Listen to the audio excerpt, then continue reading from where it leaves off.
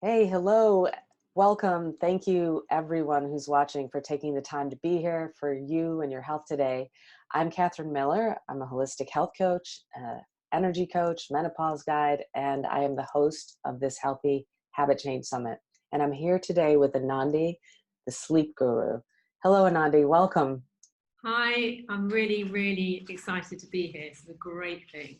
Yes, thank you. Thank you for making time for us all. This is such a challenging area, getting truly good quality sleep. So I know that we are going to be dying to get into this. But before we get into it, I just Uh-huh. want to set a little context. So if you have tried to practice new lifestyle habits, anybody who's watching, if this is true for you, or if you tried to get rid of bad habits, start new ones, and had limited success or even failed, then you are in the right place. I designed this summit not only to give you lots of valuable information, but to also give you the exact scientific method to succeed at turning that information into habits that improve your sleep, balance hormones, heal your brain, basically keep you energized and feeling confident for years to come. So each interview is distilled into one simple, easy to follow action step. And that takes only a couple of minutes or less to implement. And there's clear directions on how to make it work for you. So make sure you download the workbook pages for this week and then follow through the directions at the end of this interview. And when you put those two things together, that's really going to create a completely different relationship to habit formation. The other thing you absolutely need to have when building new habits is community and accountability. And we have plenty of that on the summit. You want to make sure to check your emails. We have friendly reminders and tips, links, so it's easy to get to the interviews. There's also a link on this page for the workbook pages that go along with this interview. And there's a habit tracking sheet there. It's really going to help you to nail these habits in a very short period of time. And we also have our private Facebook group for Q&A discussions and support. All those links are in your emails that you're going to get. And if you're sitting in your chair right now and thinking, okay, I love this, I want to take more time to sink my teeth into all this crazy, wonderful habit change science, then please consider purchasing. We're giving a huge discount until the end of the summit, and I will give you more details about this at the end of this interview. All right, so we're just going to jump in, Anandi. And first thing I just want to ask you is, because I'm sure this is a question on everybody's mind, how did you become the sleep guru?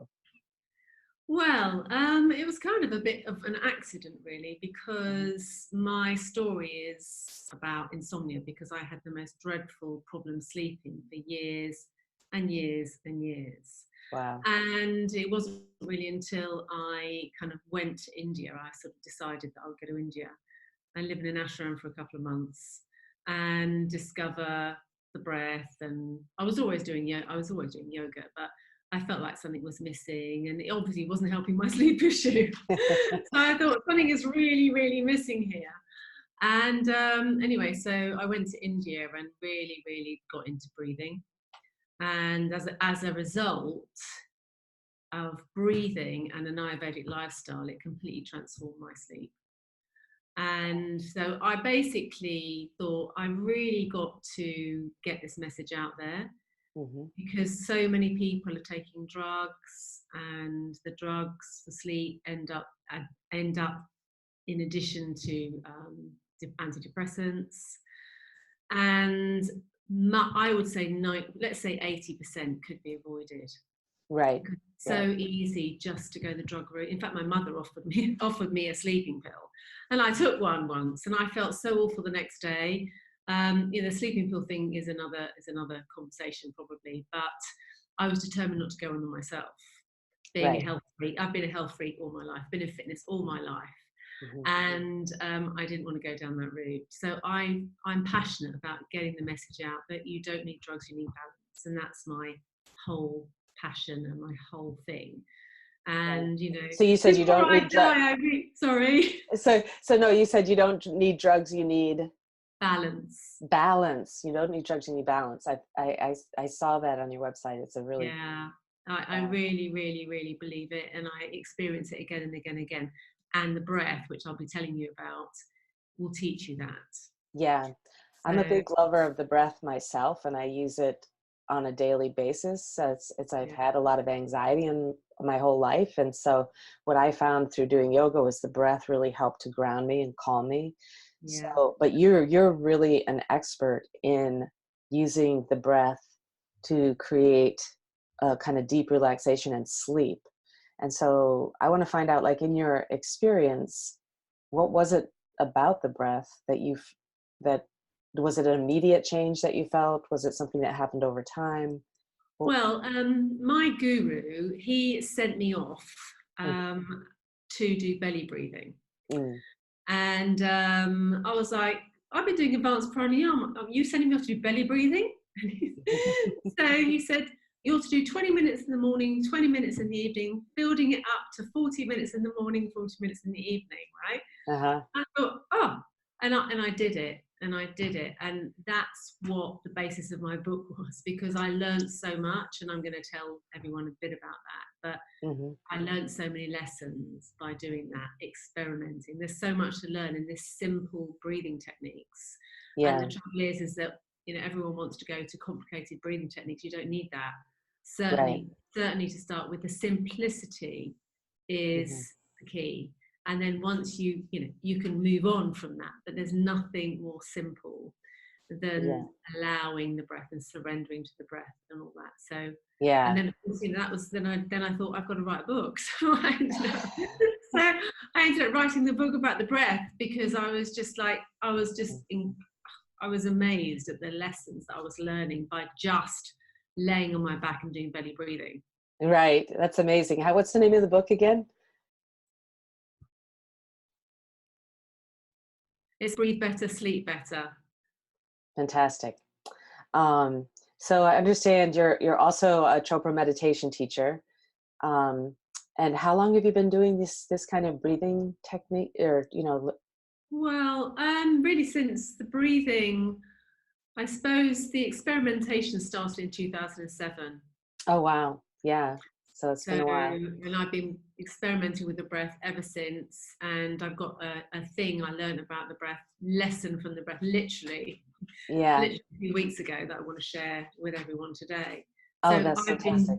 I've been doing breathing techniques and working on the breath simply, and I'm still learning. And Hmm. there's so much the breath can teach us. That's fantastic. How's your sleep now compared to how it was when you first started? Oh, it's transformed. The sleep is Yeah. transformed. I am a part of the third of the population that's kind of predisposed to sleep issue. Hmm. So I can go off balance, Hmm. but I would say 90% of the time I sleep really, really well. Yeah, that's fantastic. I'm sure for people listening that have sleep issues, that would be such a Exactly. huge improvement. Yeah, exactly. So, well, I know, you tell us where we should start here. I know, a lot of us aren't even aware of our breathing. And I've heard you say this is the simplest, easiest, the breath, it's free. Breathing is free. You're doing it all the time. If you bring awareness to it, then Yeah. obviously you're gonna transform it. But tell us Well, where we should the start. breath is free to everyone on the planet, right? Mm, We're talking about easy habits here, mm, something that's doable, and actually going to the gym isn't doable for everyone. that's right. Financially, time wise, if you're a busy business person or your mum and you've got to run around doing school runs and you're trying to work at the same time, it's not always doable. But the breath is free to everyone on the planet, and you can use the breath, and it can take like 5 minutes. Yes. So the breath, I really think, is something that people really need to know more about, because if you can connect to the breath, you can experience like deep, profound relaxation and bliss if you take the time to connect the breath. And you can do it at home, you can do it on your bed, you can do it actually waiting for the bus, you can do Mhm. it sort of anywhere. It just takes a little bit of mindfulness. Yeah, that's fantastic. Yeah. So, is there anybody that shouldn't do breathing exercises? Only if you're dead. You're not breathing, right? I love it. Okay, I think anyone watching is not dead yet. So okay, we're all good. We're So all good. everyone out there can Yeah, do this breathing exercise that I'm yeah. going to share in a bit. Fantastic, Yeah. fantastic. So there's a couple. Is there any preparation that people need to do in terms of, because as we were speaking, we're talking about actually bringing awareness to something that everyone does without thinking about. Yeah. So in that sense, I've seen, um, for myself, I used to teach yoga. So what I would see is when people start to bring awareness to the breath, oftentimes they're trying to manipulate something or force something, or change something. And I don't think that's what you're talking about, right? I'm not talking about that at all. Actually, what I'm really talking about is I'm talking about not forcing the breath. What I say is the more you try, the less you get. Like we have this Mm. world where we've got to sort of try, we've got to do more to get more, right? We've got to do more to get more. With the breath, that doesn't work. You have to do less to get more. Wow. So, That is definitely, I think a lot of the people that I work with, I know, are what they would call type A, but I think everyone, even if you're not type A, the culture is like, you have to push, and yeah. in order to get anything done, you have to push through, and you have to make it happen. And so one of the things that I think is really important about your message is how different that is. This practice is from that. Yeah, exactly. Yeah. So, So do you want me to kind of like go through some things and then we'll kind of like, is that what you want me to do now? Sort of like go through yeah, sure. You can, points? we Yeah. kind of, if you feel like we've set a good foundation and everything for this, Yeah. then we can go through. Okay. Okay. So I'd love to start with a bit of a story about Indian mythology, about Hanuman, right? So Hanuman in Indian mythology, he represents the breath, and he's the son of the wind god, right? So in the story, you have this sort of like these two lovers, Rama and Sita, and the wife, she gets taken away by the demon king. And then Hanuman comes in and he devotes himself to Rama, and he devotes himself to bringing them back together. So in that thing there, just bringing them back together, what I say from that is that you're reconnecting yourself to the breath. And if you reconnect yourself to the breath, you reconnect yourself to the soul, to your inner voice, to your inner wisdom. So just bringing yourself back to yourself, that's just a very small part of the story. Right. And then, of course, Hanuman has these magical powers. He can reach anywhere he wants to reach. He can become as heavy as he wants to be. He can float. He can expand. And all these things that he's like, these magical powers are relating to the breath. Because when you can reach only a few people with your hands, right? But with the energy of the breathing, you're kind of like merging into the universe. You can do anything with the breath. So just by connecting with the breath and listening to the breath and watching the breath, you learn so much. So one of the things I wanted to share was a recent revelation that I had that the breath taught me when I was doing my practice. So what I decided to do is I decided to work on these two energies. One energy is called Brahmana, which is related to the inhale. So it's very much related to the expansion. It's related to reaching your higher self. It's related to the inhale and the creativity, the kind of moving upwards. And then the exhale is related to this energy called Langana, which is about coming home, it's about going down, it's about releasing and letting go. And what I did is I decided that I would work on restricting one side and letting the other side free. So that would be inhaling and restricting the inhaling to 5, and then I would do like just let go freely. And then I would go, oh, I'll do 6 now, and I'll let go freely. And that felt quite good because I was expanding more, but I was really kind of completely releasing. So I was able to just kind of let go and go kind of like go back home kind of thing. Right. So, and when I got to my maximum, it felt great because I could really kind of let go. But something really interesting happened when I kind of did it the other way around. What I did is I did like 3 inhale, and then I restricted my exhale to like 5, and then I went, okay, 3 inhale, I'll do 6 exhale, and I carried on doing that. And what was really interesting is I couldn't expand because I was restricting the ability to kind of go down and just really release. So even though I was kind of allowing a little bit of a longer exhale every time, I was still restricting it. It was still restricted. And what the breath was telling me, it was like, if I want to expand completely, if I want to grow, if I want to get to my higher self, if I want to be my most creative self, I have to completely let go. Right. And you know, we think that, you know, relaxation is like sitting on the sofa watching a movie. To an extent, of course it is, but it's not the real relaxation that I'm talking about. Right. Because you'll never ever, you know, if your only relaxation is kind of watching a movie and then going to bed, and you're kind of like not doing any other type of like deep relaxation, you're not going to be able to kind of like really be the best version of yourself and expand. You're not having a deep relaxation.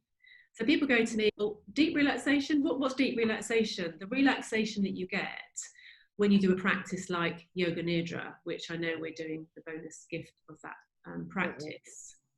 That practice is the most incredible release, mental and physical rest, where you completely surrender yourself. You're not doing anything because we have to not do anything. We live in a world where we have to do something. You know, we've got to do something. It's a bit like what I was saying about the breathing. We've got to control, we've got to do something. Actually, that's not the case. The more you let go, the more you get. So if you do a practice like Yoga Nidra, like meditation, Shavasana, like a lot of people go, oh, I skip Shavasana. Shavasana, for those of you who don't know what Shavasana is the deep relaxation after your physical yoga practice. Right, the corpse pose, right? Yeah, and that is the most important part of your practice, because you've opened the channels, you've stretched and opened. Now you have the ability to kind of let everything go. Because when you're sort of tight, you know, and you kind of try to lay down in Shavasana, actually you don't get the same kind of relaxation because you're sort of like all kind of tight. Yeah. But when you had that physical, beautiful, like yoga practice, you know, whatever that yoga practice is, whatever stretching you've done, and then you go into this like corpse pose, it's a completely different kettle of fish, because you can absolutely kind of like completely let go. Yeah. And the corpse pose is very much a bit like dying to the outside world, and you're going inwards. And that's the beauty of Shavasana. And I have a mat called the biomat, which kind of heats up as an infrared mat, and I go on there. I haven't been doing it so much in the summer because it's been hot, but in the winter after my practice, I get on that warm mat and you just melt. And the stillness that you can achieve after you've done that physical practice, just by literally just being aware of the breath, not doing anything at all, that's the kind of relaxation that I'm talking about, that actually so many of us don't really get. So many of us don't get this deep relaxation. Yeah. And it's something that, you know, I kind of try to get out there.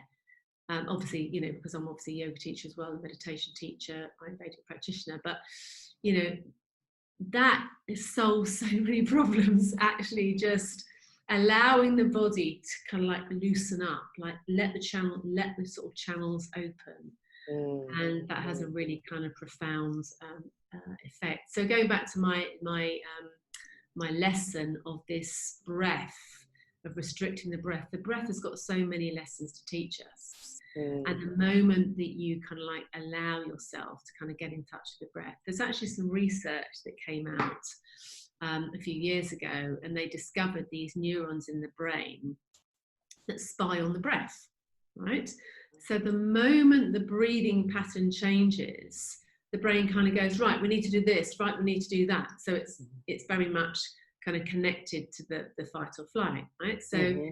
if the brain said, because if the brain goes, oh, breathing pattern's gone like short and shallow, it means that you might have seen something, you might have been scared of something. So it has to kind of get you ready. Mm-hmm. However, you know, if the breathing pattern starts to slow down, the brain goes, oh, it's time to relax. So it allows the body to relax. Yeah, I And love this. Yeah. it's fascinating because the ancient yogis, you know, they knew their stuff, you know. Obviously, you know, they didn't have scientific ways of researching, but they just sort of knew it because it's experiential in their own physical beings. Mm. But what's beautiful, because we're living in a world where, you know, we seem to somehow want some sort of proof. You know, it's sort of a miracle until it's proved, like, you know, that it actually works. You know, and it's these things are coming out, and there's a lot of research. So if people just Google, you know, breath research, you know, neurons brain or slow breathing research, it will pop up.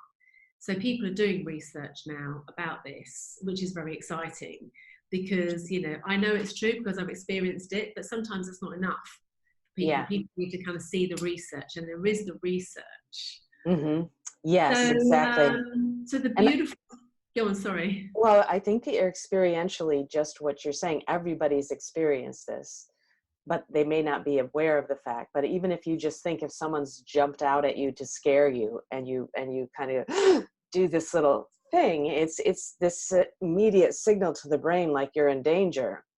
If Exactly. we're doing that, you know, if a name comes up on our phone, this has happened to me, where someone that I'm having a problem with calls me on the phone, and I'm like, you know, and instantly my breath stops and I contract and constrict. And so we're constantly sending messages through these signals that are, you know, through what our body's actually going through.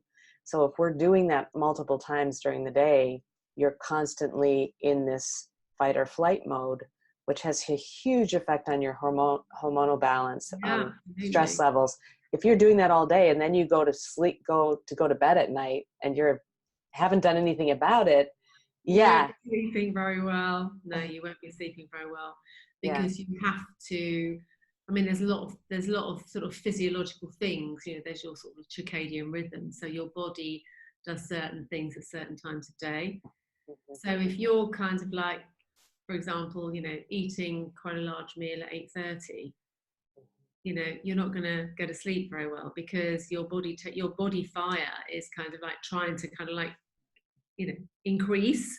So your body temperature is increasing, but the circadian rhythm wants your body temperature to go down in order for you to go into a deep sleep. right, And apart from which, the cook's gone home, you know, like you know, like the fire, you know, she's there, you know, she's cooking, and she works most of her big time of working, you know, she likes to work at sort of lunchtime, you know, that's her time.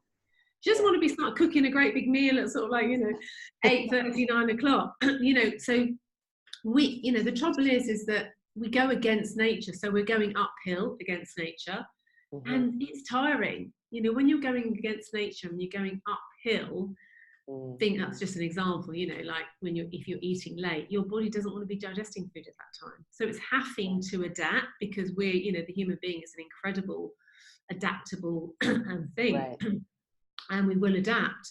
But in the long term, it's no good for your digestion, and it's certainly no good for your sleep. You know, your circadian rhythm, your body likes to do certain things at certain times of day. So mm-hmm. it's so important that, so, but that brings me on to kind of like, you know, the sleep hormones, connecting that it also to the breath. So when you're breathing more quietly, you know, your brain will be moving into more like alpha waves. So just to kind of go through the brain waves just very quickly. Mm. So we have like beta brain waves, which is like your sort of normal kind of like daytime busyness. Okay. And then you have your alpha brain waves, which is when your brain is quieter. It's going into more of a meditative state. It's in its most creative. And then you have theta, which is when you're in dream sleep, and delta, which is when you're in deep sleep. Now, there are daytime theta and delta, that's kind of another thing. But the connection between the alpha brain waves, the breath, and serotonin, excuse me, is that when the brain is more in alpha state, it's producing more serotonin. So serotonin is connected to melatonin. So just quickly go over that. Serotonin is your daytime hormone, and serotonin is light sensitive. So when you wake up in the morning and it's daylight, the serotonin levels rise. And then when the sun goes down, the serotonin levels drop and the melatonin levels rise. And when the melatonin levels rise, it's telling your body like, okay, guys, let's prepare, let's get ready. So your body starts wanting or trying to calm down, i.e. turn the fire down, digestive fire down, let's get the body temperature down, let's sort of slow the blood pressure, let's slow the heart rate, slow the breathing down. And that's what your body is trying to do. But what are we doing? We're in front of our computer, stressed out, doing stuff, 10 o'clock deadlines, blue light, suppressing the melatonin. Mm-hmm. And we're just kind of like running against nature the whole time. And if you're coming down into more of an alpha state, you will obviously be producing like at certain times of day. So for example, wait, you just kind of garbled a little bit there. So repeat that again. What about the alpha state? So when you're in the alpha state, you will be producing more serotonin, and you'll be calmer and you'll be more creative. But the problem is that the way that we live our modern lives, right? What happens? The alarm goes off. Oh, the alarm's on the phone. Oh, I just woken up, like just bleary eyed, and I've just picked my phone up, and then what you're doing? You're checking your emails or you're checking your notifications or whatever it is. So the brain has come straight out of sleep, and it's like sandstorm in the head. Oh, I've got to kind of tune into my thing. So you haven't had a chance to kind of like step into your day from a place of stillness. You're stepping into your day from a place of complete chaos. Yeah. What would it be like if you actually, turn your alarm off, then actually, even if it was 10 minutes of just allowing yourself, I'm not talking about doing snooze button, 10 minutes snooze button, because actually that's not very good for your nervous system either. So, I'm talking about getting up and actually consciously sitting quietly for 5 minutes or 10 minutes, or even getting a tea, having your eyes closed and just sipping your tea just quietly. Then you go into your day. Then you're going into your day from a place of peace, and also you're taking a bit of peace into your day. Right. And if you do that, you'll be calmer. Your nervous system will be calmer. You'll make better decisions from that place, because we all know that when we're more connected to the soul, more connected to the intuition, then you're going to make better decisions.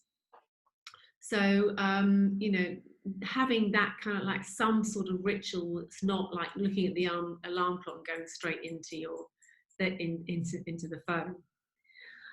So going back to serotonin and like connecting it all into the breath,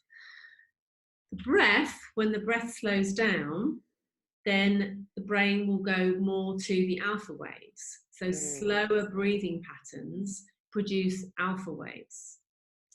And therefore, when you're producing alpha waves, if you do that, even throughout the day, if you went to the toilet and took 10 deep breaths in the loo, that would still help.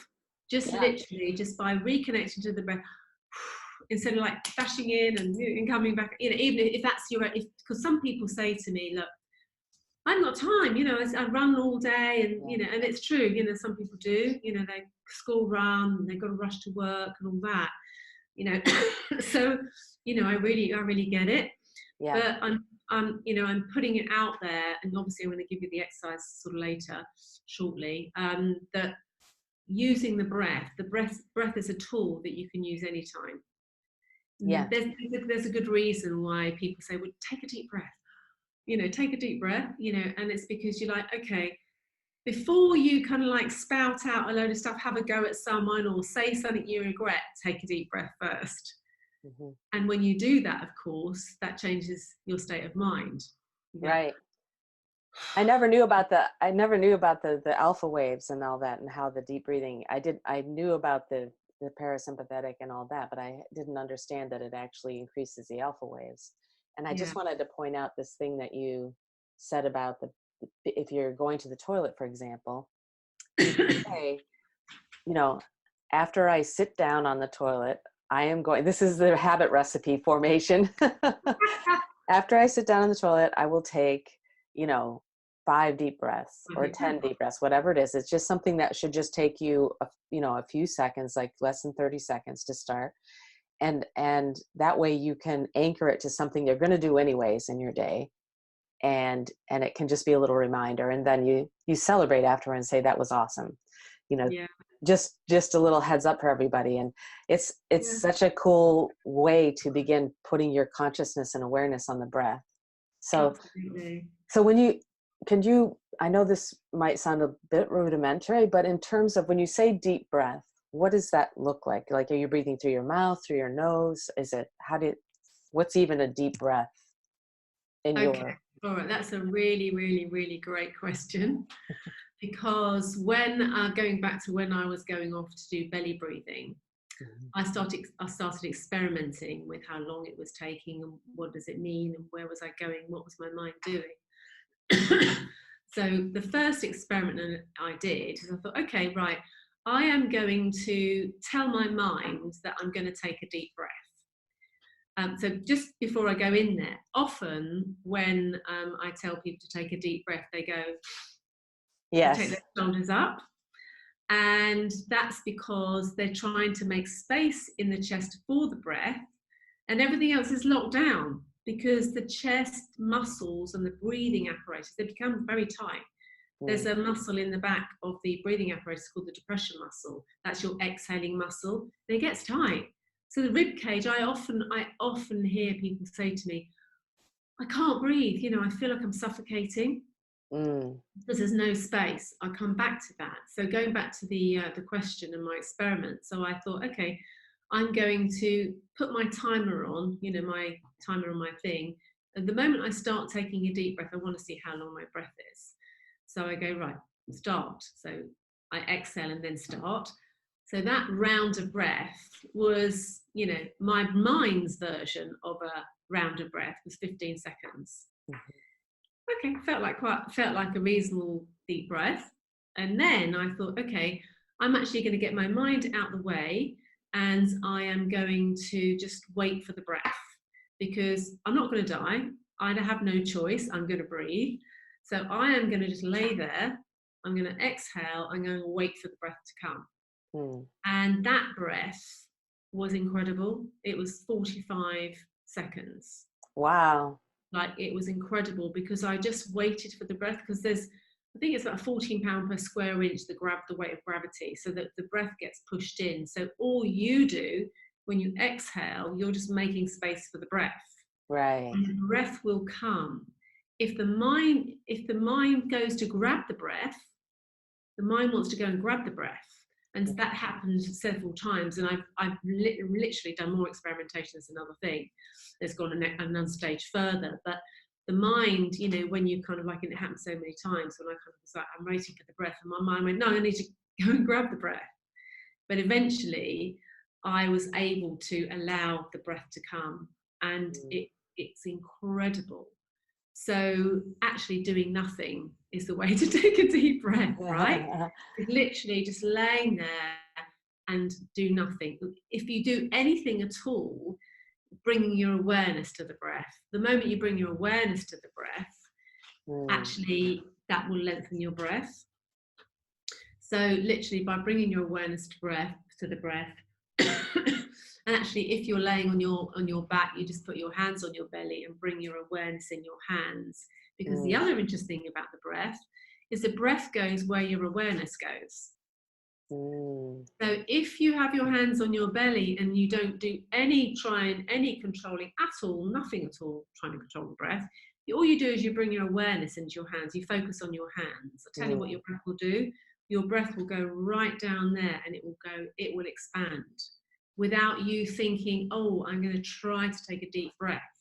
mhm, mhm, Try to take a deep breath. That language stifles the breath. mm. So That's beautiful. it's literally actually being aware of the breath, or just literally focusing on a part of the body, or bringing your awareness to a part of the body, Hmm. and the breath will follow your awareness. I've got a whole kind of practice on that. So That's that's what I call amazing. a breath. That's what I That's call a big breath. yes, that's amazing. And then also what you said about the gravity, that because there's gravity, you know, that air is going to naturally fill in that vacuum without you having to do anything. So It's that's a good. actually very much like we think we're breathing the Mm. breath. The universe is breathing you. Oh man. It is breathing you. And I'm going you to be in such a blissed out state at the end of this interview. I'm like, so, oh, this is awesome. It's like giving me all these new visualizations as well. This is really beautiful. So when you're breathing, is it important to breathe through your nose, through your mouth, or what, or to nose. start, does it matter? Nose. The Okay. nose, yeah. It's best to have your mouth closed. The nose is really designed, if you think about the nose and the way it's designed, it has like it's like having a special thermostat in Mm, there. You're breathing in, it's best to be body temperature. So often when you breathe in through the mouth, the air is much colder and it makes you cough. But when you breathe in through the nose, it's temperature controlled. It has lots of little hairs to catch all the dust. It has a sticky surface to catch any sort of dust or weirdness. So you get clean air, right temperature when you breathe it in through the nose. There oh, are exercises that one can do, pranayama exercises, with the mouth open, but certainly for this, mouth closed, and it's much more relaxing. It's much more relaxing. You'll notice if you breathe in and out through your mouth, it kind of creates a bit of anxiousness. mm-hmm. You close your mouth and breathe in and out through the nose, then it's much, much more quietening. It's much more relaxing Yeah. for the body. Yeah. Excellent. That's very clear. So yeah, I guess we can, it would be great to get into the kind of breathing that you're going to recommend, because we're really speaking about people improving their sleep, right? Yes, exactly. Yeah. Okay. Yeah. So this is very, just want everyone to know, this is very targeted. There are so many different ways, like the belly breathing and different things that you can do to become more aware.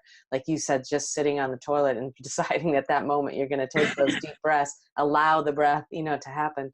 So there's a lot of, you know, um, yes, there's just so much to explore. The other thing I wanted to just say is I so appreciate when you use words like experiment and explore, because I think what that shows to everybody is we need to become more aware of what we're actually doing when we breathe. And part of that is just experimenting and not being afraid.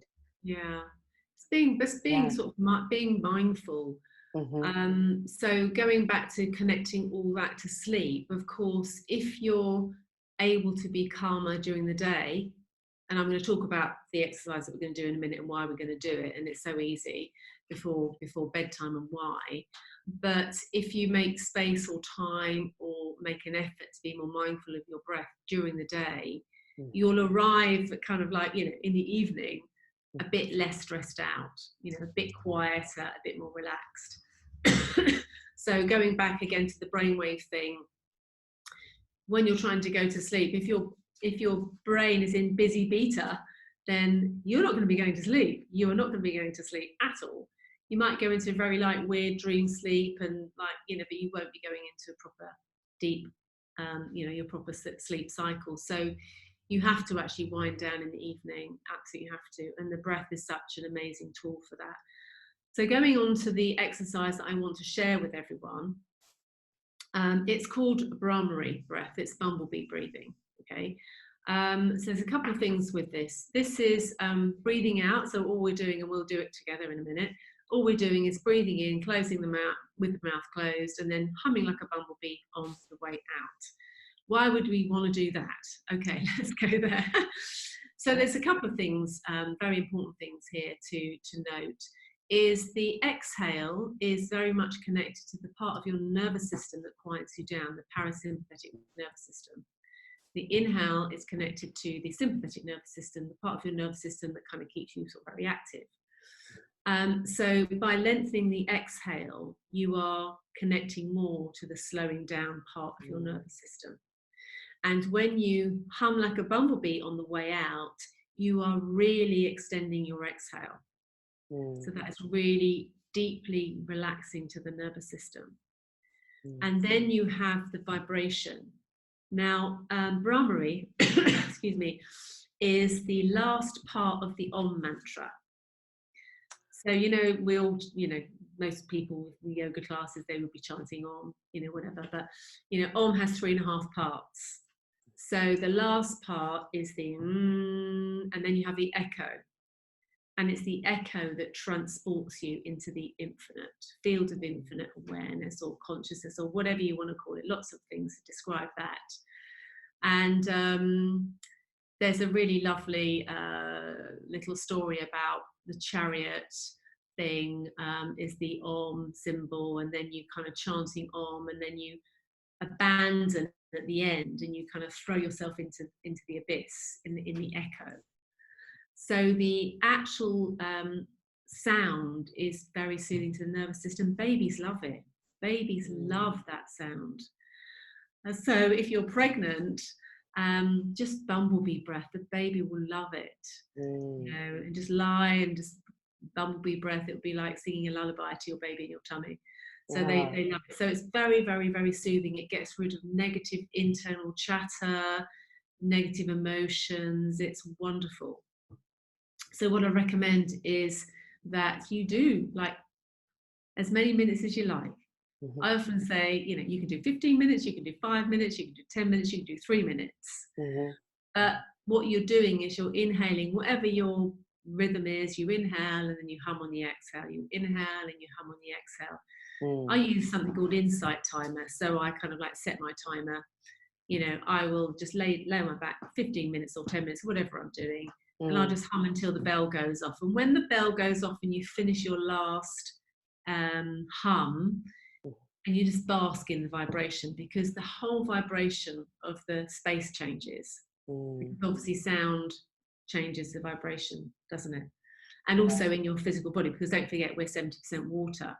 So if you put sound in water and vibrate it, it's going to change. It's going to change the vibration of your physical body and your mind. You've got a lot of water in your brain. So just the vibration is really, really, really soothing. So Brahmari breath you could do for 3 minutes every night. You could go upstairs, your ritual, and go and lay on your bed, or 3 or 5 minutes. Just set your timer for 5 minutes. Just lay and hum like a bumblebee. Yeah. So I think we should just do a few, just to kind of like give a bit of a demonstration. Okay. Sounds good. So I will demonstrate a few, and then that's it. It's so simple. It's not difficult. Okay, so I'm going to do 3 Brahmari breath. Okay.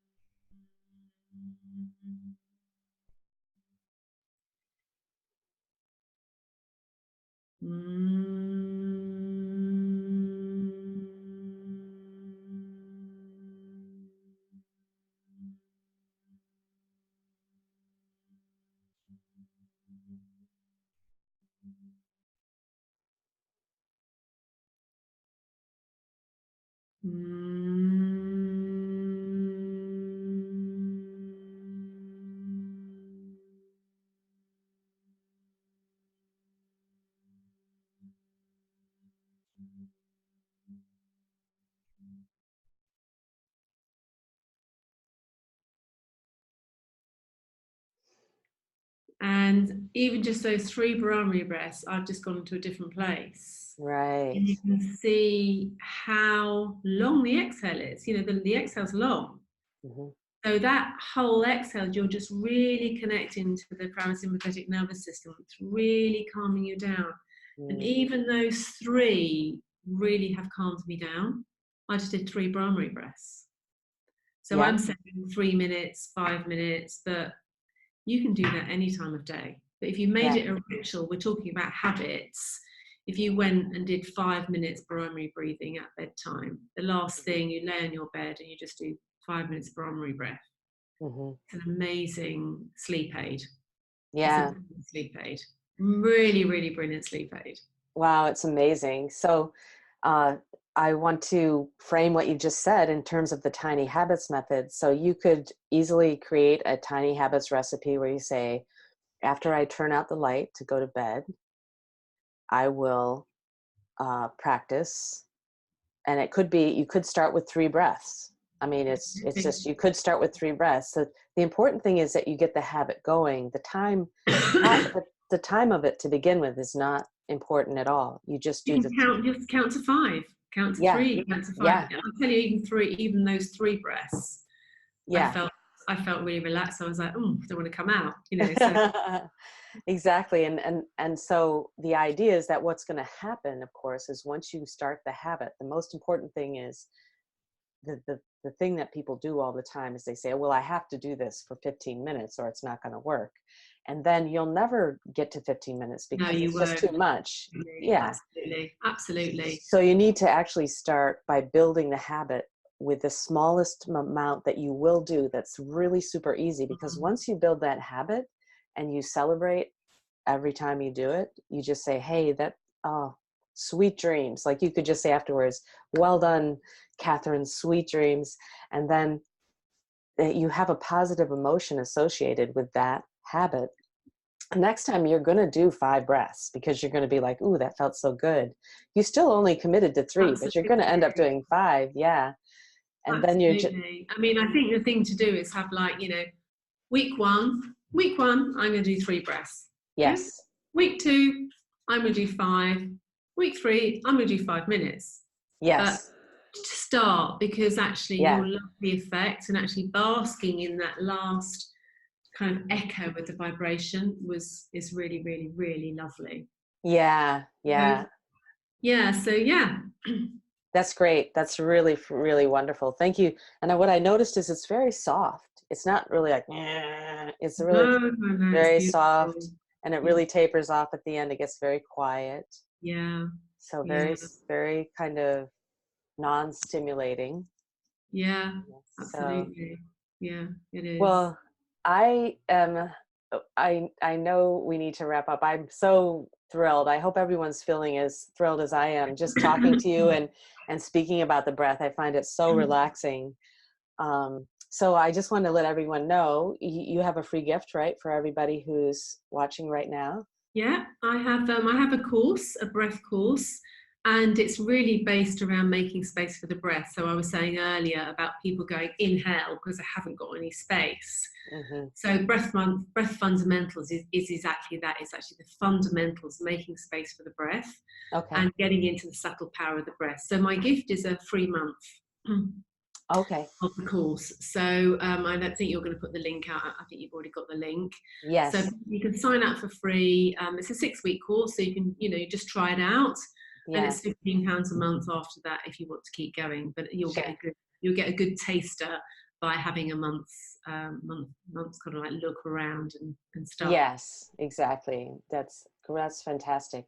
And then for everyone who's watching this, if you've found this way of building habits helpful and you'd like to return to this and the other interviews over and over, what we found is that you start small and you build incrementally. And the way the interviews are designed, as Anandi was demonstrating throughout this interview, is there's lots of information here for you to build on. So, you come back over again to the interview, you'll pick up something new and you'll create a habit recipe for that. And you'll develop a whole different relationship to your breath that way.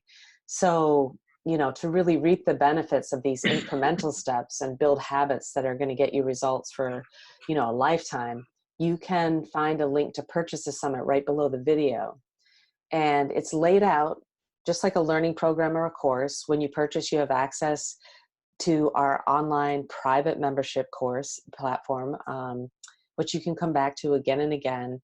And it's designed to help you take action on those things you should do, but really have a hard time putting into place.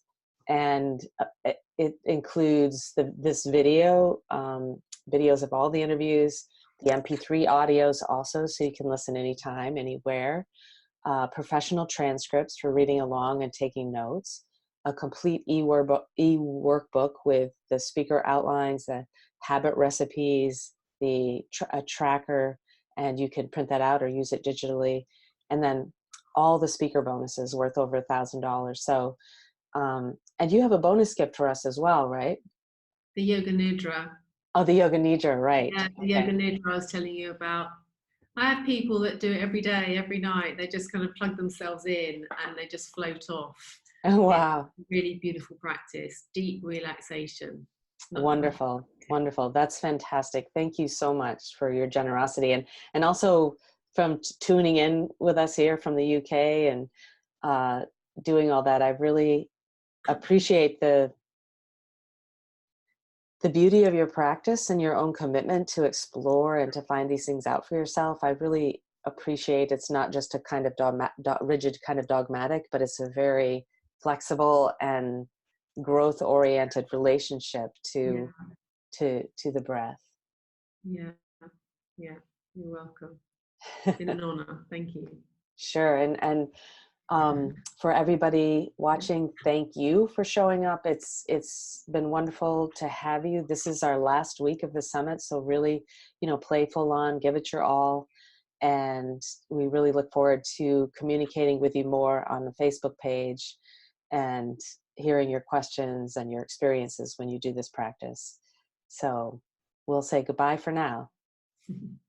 Goodbye, ladies.